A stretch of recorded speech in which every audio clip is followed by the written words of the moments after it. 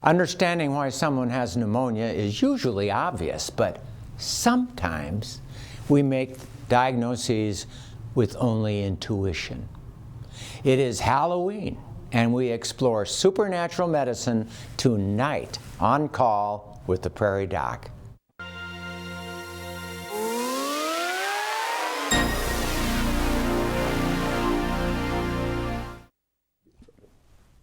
Welcome to Prairie Doc Conversations, a production of Healing Words Foundation.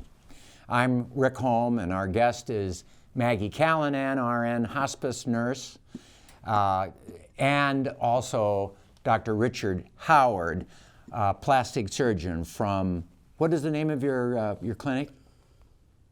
Well, we're morphing into something else. Now it's Dr. Howard Plastic Surgery Medical Spa, the Body Garage. The Body Garage, yeah. Plastic surgeon Richard Howard. Every once in a while we run into something that just can't be explained through normal medical science. We then must push ourselves to look beyond everyday experience to find an answer. Before we go further, let's take a look at this week's Prairie Doc quiz question. Near-death experiences, or NDEs, are experiences in individuals who suffer death from some source of some kind and then come alive after a period of total unconsciousness. The question, true or false? This is not possible since studies have found that 10 to 20 seconds following death, EEG measurements, electroencephalography, generally find no significant measurable brain cortical electric activity. True or false? Viewers who call in the correct answer will be entered into a drawing to win a signed copy of our book, The Picture of Health. Each of my essays, originally written for this show, comes with a wonderful accompanying photograph by Dr. Judith Peterson. We'll announce the answer and the winner at the end of this show. Remember, you only have 10 minutes to get your answer in on that quiz question, but we'll answer your questions all night. We answer your questions about supernatural medicine, medical events like near-death experiences, spiritual experiences, make a comment, ask a question. We want your feedback. We want your calls. Call in questions to 1-888-376-6225 or send us an email to the address on the screen. And oh, by the way, happy Halloween. Here in the studio, plastic surgeon Dr. Richard Howard of the Body Garage, Sioux Falls, and coming via Skype is hospice nurse Maggie Callanan, author of the book Final Gifts. Welcome to the both of you. Thank you for being here. Thank you. So Maggie, this is your third time on the show. It is. I think you Skyped in maybe 3 years ago, and then you were live a year ago, and then you're back again Skyping, and we're talking now about spirituality. Right. And the part of the reason that I really wanted you on the show, because we're talking about something beyond that which is scientifically provable, beyond the earth and into the spiritual realm of where is God? What about the Holy Ghost? What is beyond what we understand? Dick, one of the reasons that I asked you to be on the show is because of your book, Beyond, which is a surgeon's journey to understand the transitions from this life to the next. So you had an experience as a surgeon watching people come alive again after near-death experiences, and it brought you to write this tome that I read and enjoyed and thought, by golly, you would be the perfect guest to be here. And maybe I should start with you, Maggie. The real question we're talking now is really religion versus science, aren't we? Are we talking spirituality? Could it be real? Are we talking, or is it not? Maggie, what's your comment? Well, I really don't think in those terms. As a hospice nurse, my whole focus is on what's important to the patient at the moment. So if the patient is having experiences that they're very excited about, then my job is to listen and to support and to encourage. So I really don't think much about the contrast between religion and medicine. I'm totally focused on what's important to my patient at the time. The second half of your book, you had that book, I thought, kind of in three parts, was a lot about the Final gifts? spiritual experiences people had when they Right. were in the end of their life. Tell us more about that. Right. And the reason that I sort of stay away from the word spiritual is because every one of my patients is a unique person. Whatever they believe spiritually is what we focus on for them, which is why hospice has, chaplains and priests and Buddhist priests. We have everybody available to our patients because these experiences seem to span all religions. It's not unique to Christians or, whatever. But the thing is how important they are to the patient. Patient takes great comfort, satisfaction, and peace in some of these experiences. When they have these experiences, the anxiety and any fear that they had prior just seems to go away. The experiences are very powerful. Yeah, they talk to people that we can't see, with great enthusiasm, often great joy. It's usually people that have predeceased them, their parents, their siblings, even babies that were lost. And they talk about going someplace. And when they say, I want to go home, they're not talking about 102 Oak Street. When you say, is it 102 Oak Street? They look at you like, what's wrong with you? You don't understand. They talk about being able to actually choose the moment. They have dialogue with people who are helping them get ready. It's very powerful things. In a more spiritual event, some of those have experiences where they have drifted away from the church that they were raised in as children, suddenly now going back and getting those special prayers from that special minister becomes very important. So we're always alerted to that. So it really isn't so much what I think is going on. Something very important is going on, and my job is to encourage and support.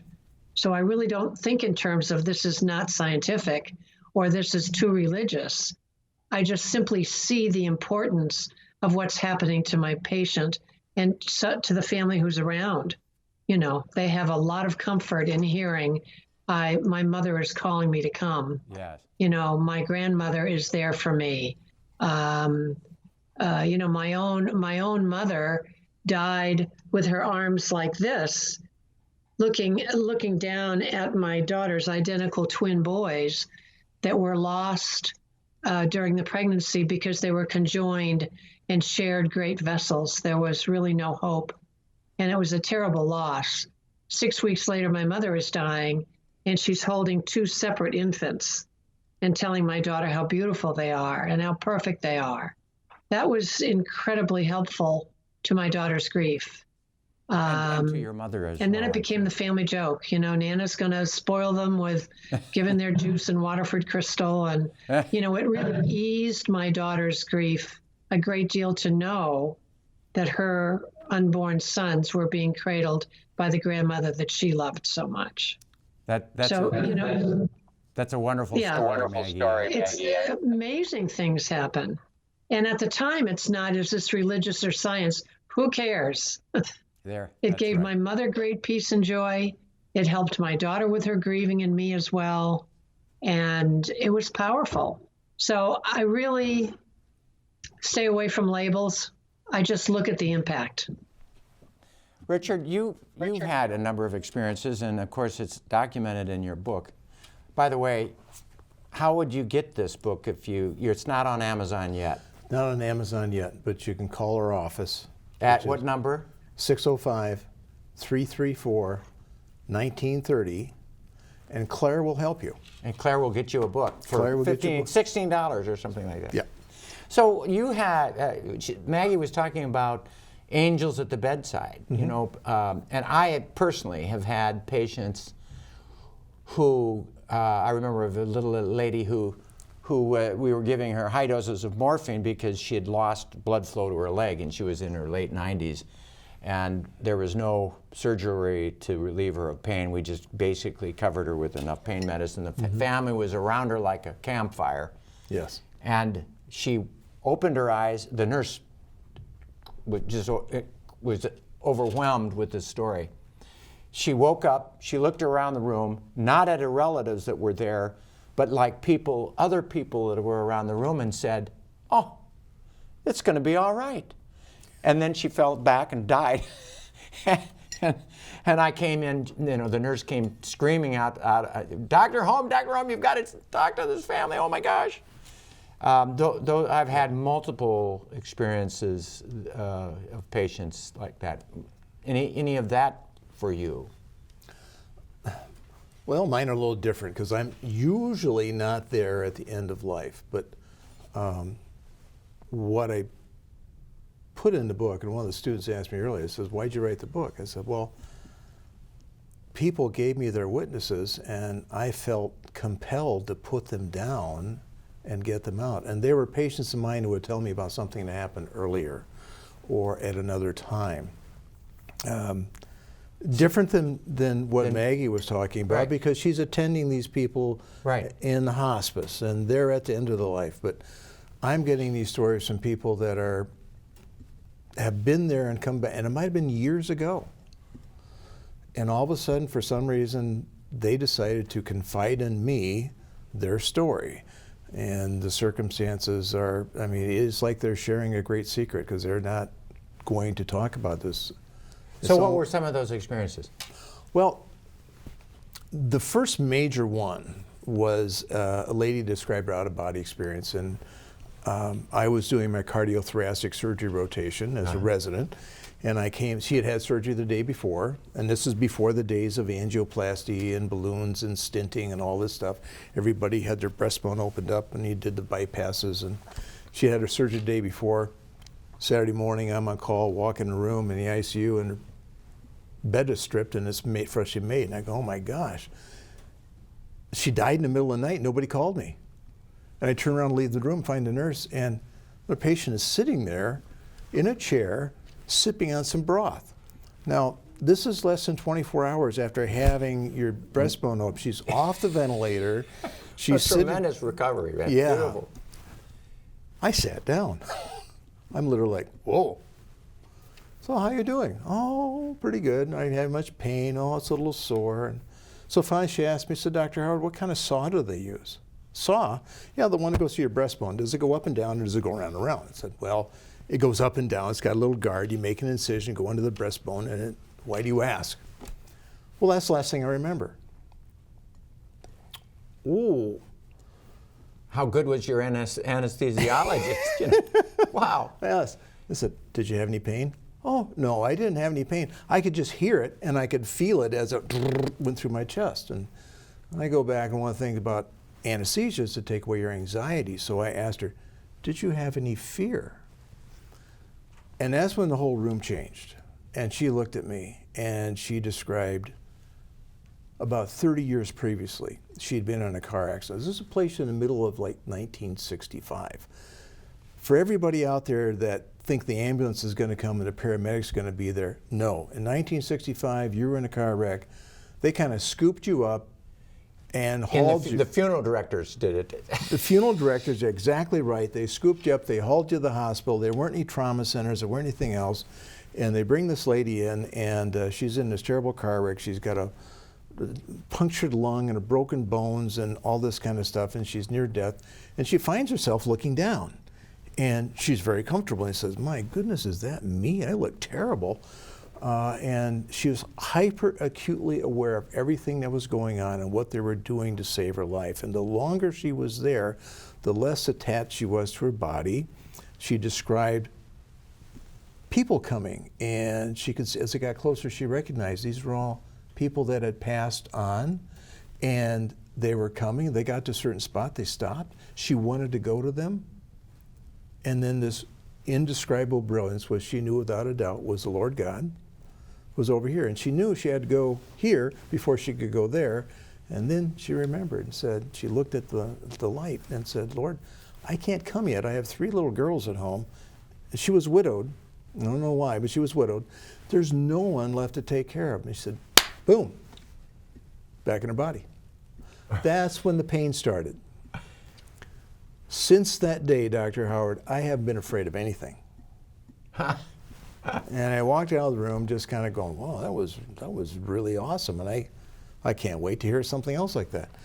I've never heard another experience related like that. I've heard several different experiences, but none exactly like that. But that was a very powerful time frame I spent with her. That was one time I saw her.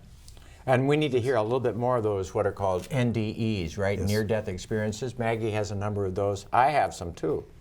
It's just a fascinating way to explore things on this Halloween night. Before lapsing into a 7-day coma, neurosurgeon Dr. Eben Alexander could not reconcile his knowledge of neuroscience with any belief in heaven, God, or the soul. He has now written a book on the experience of his near-death experience, believes that death is not the end of personal experience or existence, but only a transition. So when I went into coma that morning of November 10th, I went in pretty much as a materialist neuroscientist who was very confused by the brain-mind conundrum. And it turns out that when I came out of that, and especially over the 2 months following my journey and trying to put it all together, because my brain was absolutely wrecked from the experience. But that was the real beauty of it. So I want to take you through that whole process. So in that journey, in that coma that began on November 10th, 2008, I woke up with severe back pain, severe headache. Anyone with any medical knowledge would hear those 2 terms and immediately think meningitis. But it was so rapid that the doctor was already out. Within a few hours of symptom onset, I was having grand mal seizures and basically was gone from this world for the next week. And things were very dire for my family and for many of the friends who knew me. I was taken to the hospital room, emergency room, seizing. Well, it started in what I call the earthworm's eye view. That's my first memory of my deep coma journey. It was like being in dirty jello, deep underground. I had strong feeling of roots or blood vessels all around me. I had no body awareness at all. I was just a speck of perception, able to witness and kind of record and observe. And that's what happened. And in that earthworm eye view, it was very murky. And as I said before, I had no language. None of my earthly concepts remained. So even though I had no language, I could still wonder, what, how, where, who, what is going on? And in that environment, I never really got a flicker of response. But the good news is, even though I couldn't remember moment to moment, because with the damage to my brain, any kind of time flow or anything was not being recorded. But I didn't stay there forever. I was rescued. On my journey, in that earthworm eye view, there came this slowly spinning pure white light with that musical melody that opened like a portal up into this rich, vibrant, ultra-real realm that I call the Gateway Valley.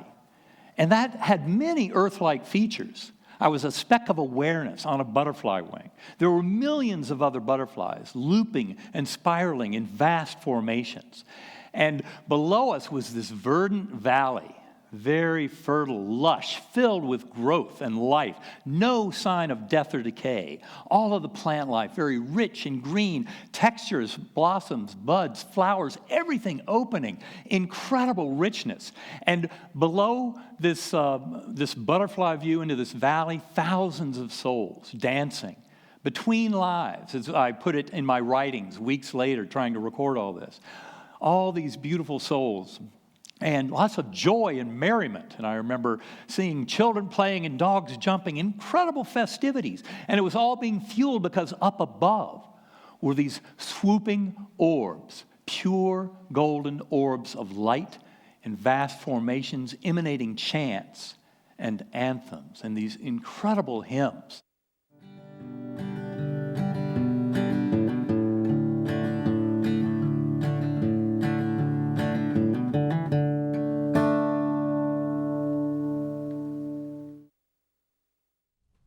This is your program. Your questions are key to the direction of our discussion. It's an unusual program, of course, but we need your comments or your questions or your thoughts.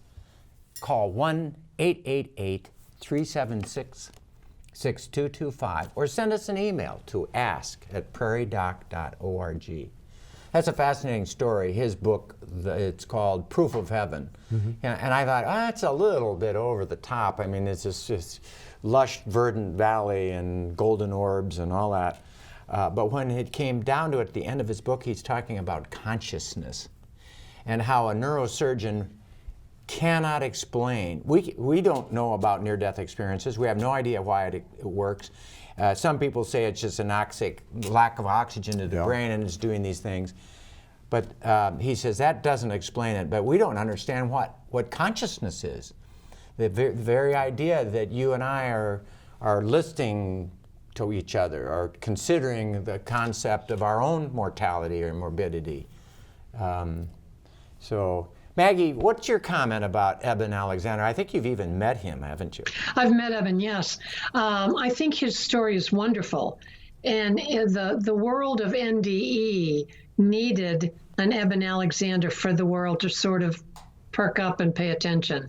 Because quite a lot of people have NDEs, and they're not understood, and they're usually labeled as being weird or crazy. And when somebody is credible as a neurosurgeon talks about his, then the world says, wow, this is really something. And so it was, I'm sorry that an event happened that forced him to have an NDE, but I think he will do a great deal to educate people who have been resistant. And NDEs are very common. I think about somewhere, you mentioned 17%. Last figure I had was about 20. Now, those are the people who are willing to talk about them. Yeah. Lots of people feel because they've been labeled weird, or it was anoxia, or it was drugs, or it was whatever. It shuts them down and they don't feel safe to talk about it. So when you have somebody credible like Dr. Alexander, then it gives them permission to come forward too. Before I went into hospice, I was 17 years in critical care and certainly participated in a lot of resuscitations. And being the nurse, I was always left behind to sort of clean up. CPR is messy and nobody worries about hitting the trash can. It's just, save this life. And I remember one evening, the cafeteria was closing for dinner at 6:30, and this was like 10 after 6, and the resuscitation was successful, and the room was a mess, and so I stayed behind waiting for the patient to get a room on a bed on ICU, and then I would take him up to ICU. And I'm tidying up the room, and, and I'm humming, and suddenly he woke up, and I said, welcome back. And he took his fist and punched me so hard, it almost knocked me off my feet. And I was so taken aback. And I said, well, why? And he said, you had no right. I was in such a wonderful place. You had no right to bring me back to this. And he was furious with me. And my attitude was, I missed dinner for you. Everybody else was getting dinner and I was cleaning up the mess. But I went back to see him on ICU about 3 days later, and he recognized me and he said, you were one of the ones that was punching on my chest, because I was involved in the resuscitation. And I said, yes, I was. And he said, I'm sorry, I was so angry. I said, it's fine. And he said, tell the doctor who lost his wristwatch that it's under the broad leg of the treatment table in the emergency room where he was resuscitated. And I wasn't aware that a doctor had lost a watch, but I went down and I said to the docs, did anybody lose a watch? And one guy said, yes. And I said, was it about 3 days ago, maybe while you were resuscitating so-and-so? And he said, it was around that time, yeah. And so I said, well, let's go in the treatment room and look, because he told me that your watch was under the leg of the table. Now, mind you, he was clinically dead at this point. Resuscitation had not been successful. We still didn't have, the blip on the EKG machine. We were really working hard to save this guy. We went into the treatment room, moved the table, and there was his watch. Now, how would a person clinically dead be able to see down to those of us who were actively resuscitating him, to see the doctor's watch fly off? How would he have known that? There's so many things like that. And NDE explains a whole lot of it, but patients are not necessarily happy to be resuscitated. No, So- and this is an interesting concept, too, that one could say, oh, well, we're talking mumbo jumbo, magical stuff. But if you're a person who believes in God, in my mind, that is, by definition, supernatural. It is above what we understand and believe, that is scientifically proven. It's not proven. That's why I call it faith. It's called faith. That's what it's called, faith. So Maggie's story about a near-death experience, well, yours as well. Anything to add to that, Richard? That was, well, not only did I have a couple of experiences that were good in my book, there were a couple that were bad. Yeah, I was going to add, you had some sort of black stories. Let's hear those. Black stories. One of them was one of my patients that came in, and he was quadriplegic in a wheelchair. And I immediately thought he was he's got a ponytail, Harley Davidson hat, and I'm going, well, he's probably had a wreck on his motorcycle, and he's quadriplegic in a wheelchair. He had a pressure ulcer and needed surgery. And he was interviewing me to find out how I would take care of this, and so he eventually decided that I should take care of him. And I got to know him and his wife quite well. And he was a Harley guy, but that's not why he was in the chair. It was an industrial accident. And he, after years of caring for him, and I actually did a house call to check on him. And after years of taking care of him, then he told me about the day of his injury. And it was a fall, broke his neck on a railroad, and he saw his grandmother. Now, his grandmother was the only person that he had any respect for. He had a very tough early life. Yeah, he got hit by his father one time and broke his jaw, never got it fixed. That kind of tough life. It's not a good life. No. And he saw his grandmother, and he wanted to go to her, and she literally came and said, "You can't come here. You'll never make it the way you are. You have to go back." So he went back. And he kind of held that very, very, very quietly. And he did eventually, he died at a young age, his mid-50s, and I remember afterwards going, I wonder if he ever made that. But on the other hand, then I remembered in their living room of their home, there's a 4-foot painting of the picture of Jesus with the lamp. Behold, I knock at the door. And that came after that experience with his grandma, of course. That came after the experience with his grandmother. So I'm So in your hopefully made sense, it. there is a reason to be a good person in your life. There is. There is a good reason. There are a lot of other experiences that I think are important. You know, we look, one of the things that I find I connect to the spirit of the people next to me is when we're singing. I have an a cappella choir that sings to hospice patients every Tuesday, or most Tuesdays. And, you know, when you're singing with a group of people hymns that everybody knows.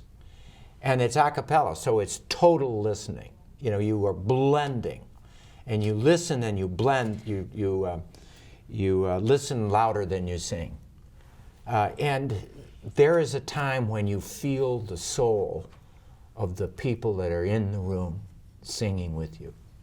I really believe that, and I wouldn't probably have said this when I was in my 20s or 30s, but there is a Holy Spirit that is within us, in my mind, and near-death experiences and those stories are very reassuring to me. But the most reassuring to me thing that happens to me every Tuesday night is to sing with a choir. Often there is an intimate connection associated with singing. I didn't really think that this was going to come up when I started that story, both in the audience and even more acute in those who are singing. And this may produce an overall feeling of well-being for everyone in the room.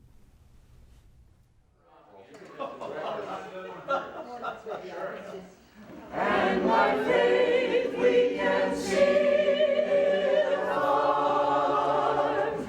Oh, I come to the garden alone, while the dew is still. You can just tell how much better it makes her feel, this music. Your light will shine, shine, shine. Shine with the glory of the Lord. Go on and shine, shine, shine.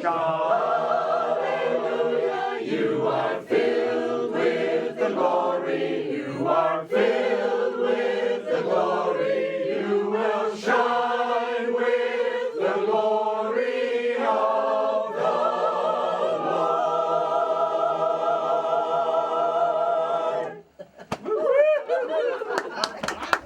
It's the best feeling in the world when you can hear such good music. It brings something to you, doesn't it? Yes, it does. It makes your heart feel good. God be with you till we meet again.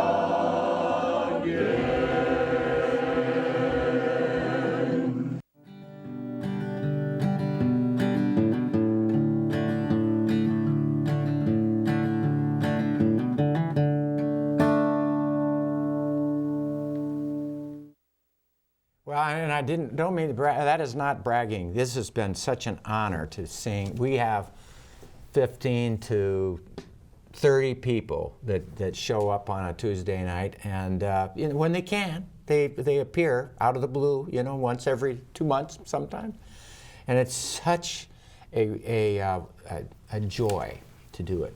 You had a story about music in the operating room. Well, it's a takeoff of that. Okay. I understand that. Music does lift things up Yes. a lot. And especially around Christmas, I enjoy listening to, and since I'm the boss in the OR, I can play hymns and Okay, whatnot. But that's nice. But I don't have any musical talent. I like to listen to music, but one of the things, like something happens to me in the operating room from time to time, I'll have say a trauma patient, we're trying to put things together, and I'm just struggling to try and put a tear duct back together again on a 4-year-old from a dog's toenail that caught it and tore it. And working on that, and it'll be 3 o'clock in the morning, and then suddenly I'm going to try everything I don't notice. And this little voice says, well, why don't you do this? And I go, well, that's a good idea. And all of a sudden, oh, It's there. it's there. There's some things that we don't understand. Correct. Maggie, any comments, responses to the musical thing that we showed? I think it's wonderful. Music opens a certain part of the brain in ways that we're not able to without the music. When I write my books, I write it to flute music, James Galway, actually. and I just put the same CD on and it plays, repeat, repeat all day long. But I find writing comes so much easier. And I think it sort of relaxes something that makes you, maybe it is a spiritual thing. I don't know. It just makes things flow so much better. No, I think music in hospice units are used too. We had a harpist that would come and play music. And I remember one gentleman woke up from a nap and he said, "Did I die?" You could hear the harp music. Anyway, no, I think music is terrific. And I've heard your choir around a deathbed. One of your nurses, I think, sent me a tape rec. It was so moving. It really, really was. So no, I think music is great. I can't get through a night singing without weeping. It just touches my soul. But I wanted to bring Maggie's book up. You know, your wonderful book, Final Gifts, is the one that I've read. I have not read the new one or the older one, but the one that the Final Gifts is a magnificent tome. That I was, and that's it. That's the one. So tell us a little bit more about the book, would you, Maggie? Sure.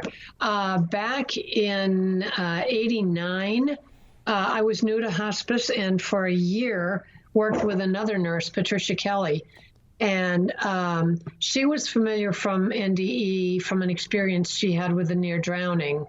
I was familiar with NDE for all the resuscitation and work in the emergency room. And we had lunch together actually at a table, which is unusual for hospice nurses. It's usually a sandwich while you're driving from one house to the other. But this day we had lunch together, and one of us said, you know, I've got a patient who's talking about the car. Is there gas in the car? Where's his license? You know, is it time to go? Does he have to pay tolls? And I said, well, that's really interesting. And I said, you know, I've got a young mother in my territory who's dying, and she's very worried about packing, making sure she has all the things that she needs. And we were looking at each other, I think, wondering if we could connect, that both of us thought that that was important. And so we finally talked about it and decided that it really was. So we started to catalog the stories and the things that we'd heard. So I tell people, if you want to write a book, you start with recipe cards. And each little story had a recipe card of its own. Things that Pat remembered from previous nursing things that I remembered from the ER, but mostly things from hospice, conversations, situations that were unusual.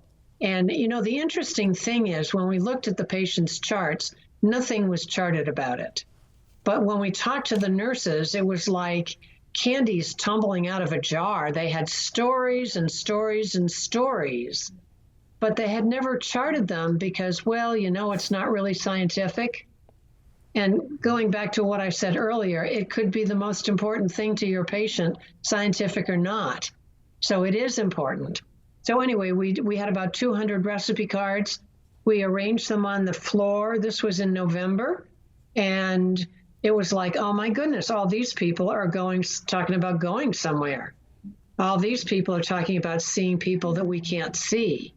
And these people are talking about a beautiful place that we can't see.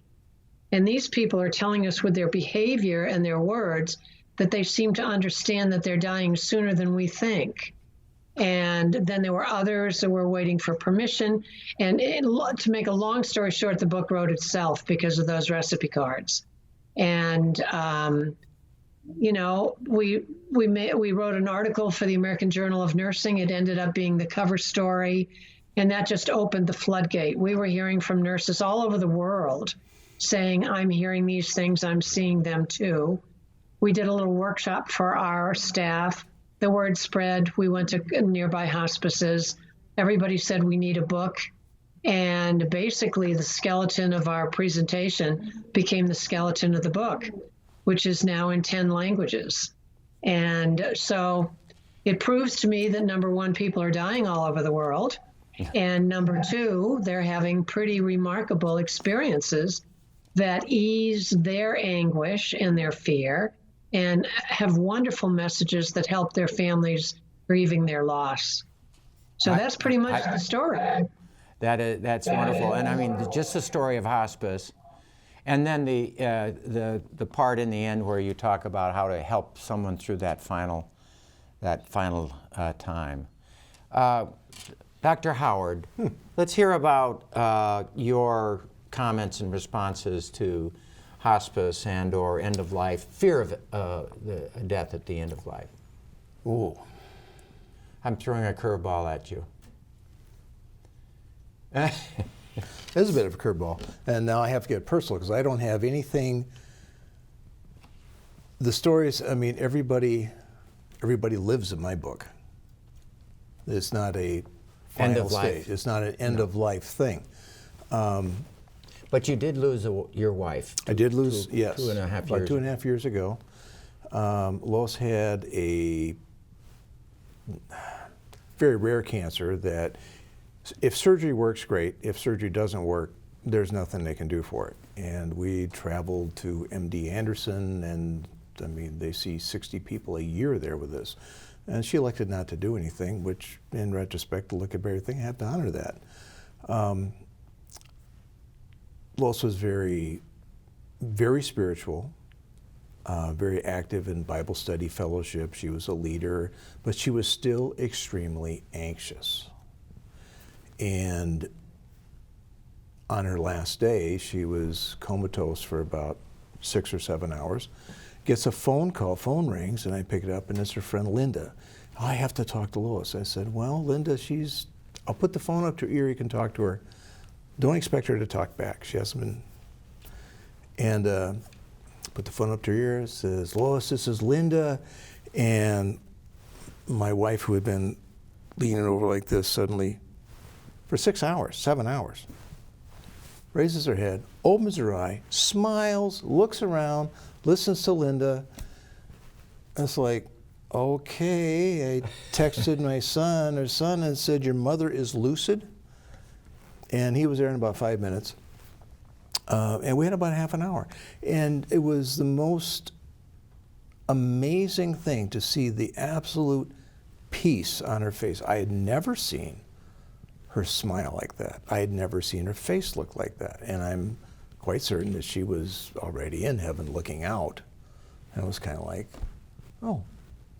And she tried to mumble something, but she was very disconcerting in the whole thing. She got this beautiful smile, and at the same time, her lungs are rattling. She's trying to breathe. And eventually, she just relaxed, and it's like her whole body just collapsed. And her heart kept going for another 3-4 minutes. But at the very end, she was, the most peaceful I've ever seen. I think that the problem in the world, and maybe that's just human nature, but we are terrorized with the concept of dying. Until maybe when we get as old as you and me, not Maggie's age, she's much younger. But, there is this thing about fear of death. That is, what would you say to people about who are frightened of death? Well, if they're frightened of death, there's a reason. The core essence of my text, when you get to the end of it, is that, and I'm doing this strictly from a Christian worldview because that's my only worldview I've got, but God is real, heaven is real. On the flip side, Satan and hell are real as well. Yeah.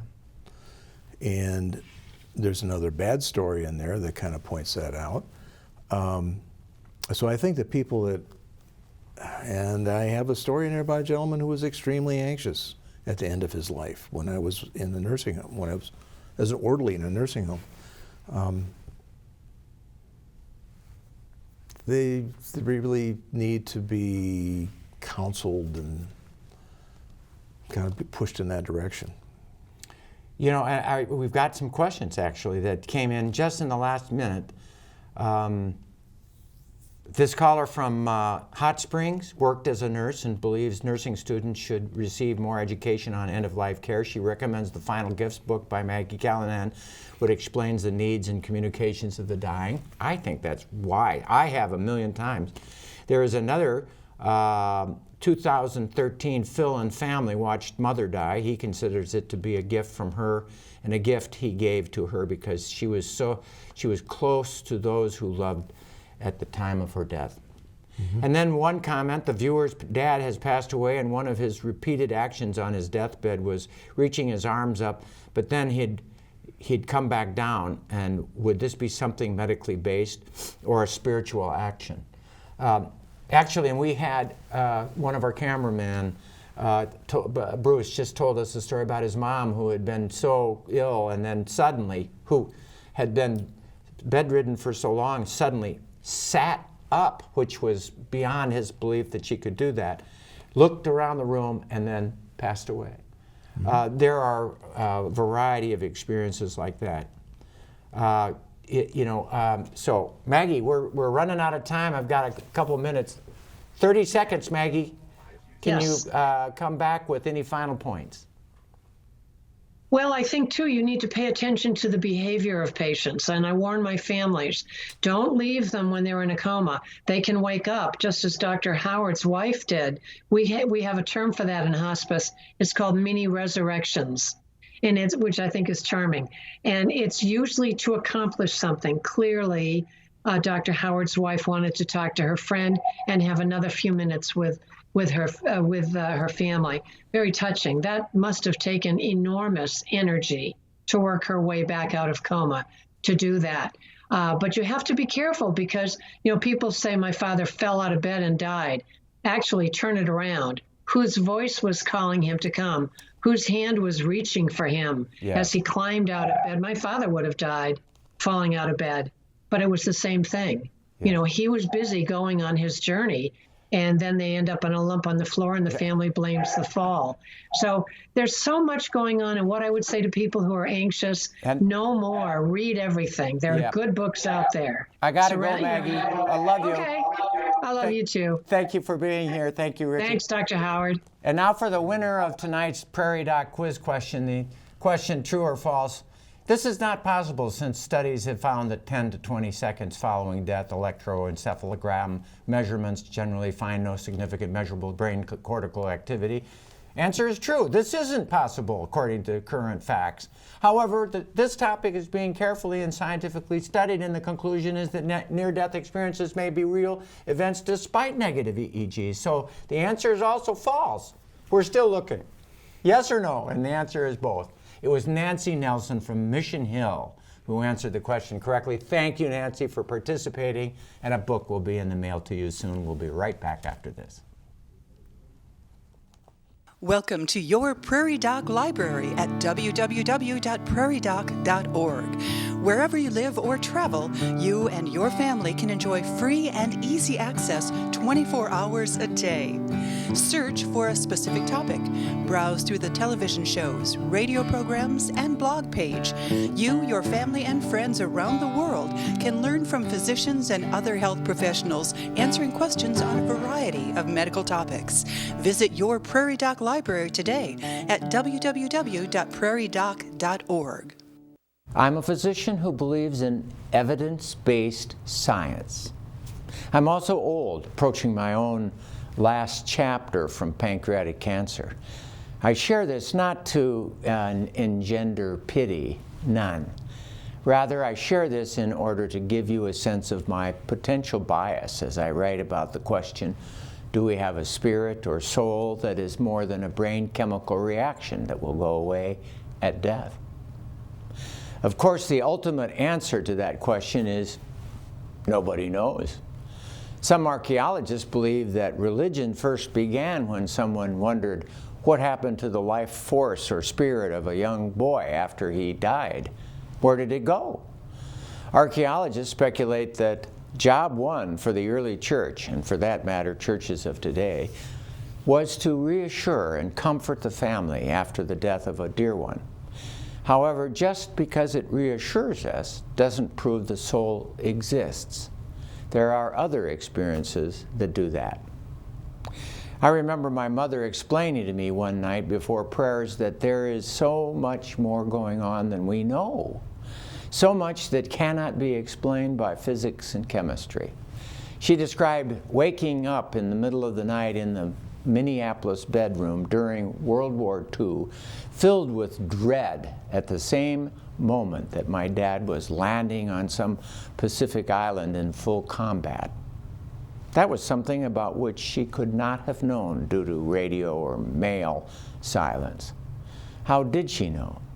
Do we have a spiritual connection we simply don't understand? Are we never truly alone?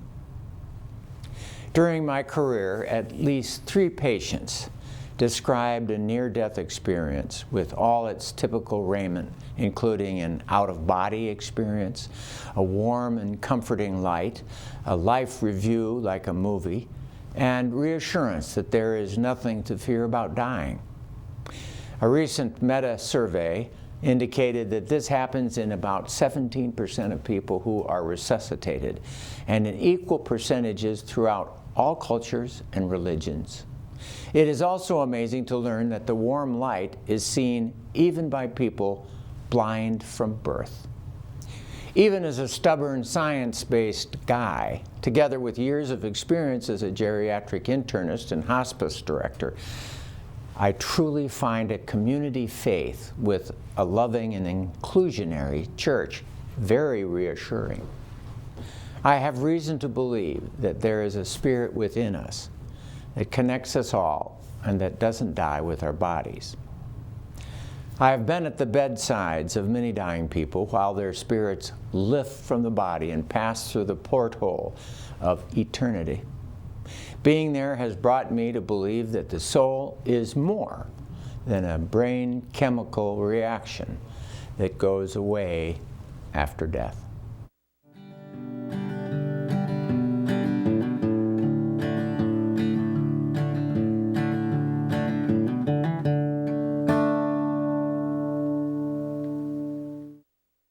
Well, a great big thank you to our guests, Maggie and Richard, for volunteering to join the conversation from our studio at Yeager Hall on the campus of South Dakota State University and add their experience and knowledge to our discussion tonight.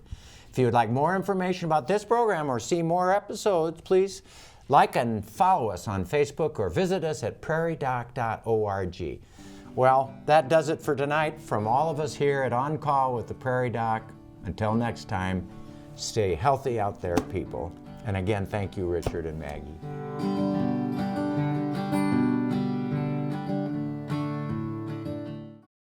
The attraction of the metropolitan cities often overshadows the value of a medical practice in smaller communities. Hiring rural doctors in the USA. Next time, On Call with the Prairie Doc. For more than a decade, Dr. Holm, in his role as the Prairie Doc, has emerged as a leader of healthcare education and communication in South Dakota and across the country. Every week, Dr. Holm and other medical professionals volunteer many hours to share science-based truth about healthcare on public television, on the radio, in our newspapers, and online. And best of all, everyone has free, easy access to the entire Prairie Doc library. Hi, I'm Jennifer May of Rapid City. As a board member of the Healing Words Foundation, I ask you to consider making a donation. Please help us continue this important work. Go to prairiedoc.org and make a donation today. Thank you.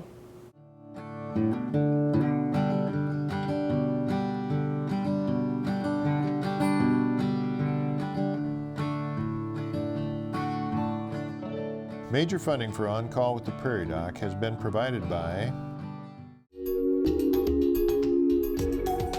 Avera is a proud sponsor of On Call with the Prairie Doc on South Dakota Public Broadcasting. Larson Manufacturing is proud to support On Call with the Prairie Doc as it continues to open doors for important medical information. and by the South Dakota Foundation for Medical Care, the Medicare Quality Improvement Organization for South Dakota, and with the ongoing support of these individuals and institutions. Brookings Health System, Ophthalmology Limited, Avera Heart Hospital, Dakota Allergy and Asthma, Fishback Financial Corporation, Vance Thompson Vision, Urology Specialists, Brown Clinic, American Academy of Family Physicians Foundation and South Dakota Academy of Family Physicians, Black Hills Medical Society, Aberdeen District Medical Society, Brookings Madison Flandreau District Medical Society, Sioux Falls District Medical Society, Dakota Bank, Orthopedic Institute, Physicians Care Sanford Clinic Community Service Committee, Aberdeen Asthma and Allergy, and Swiftel Communications.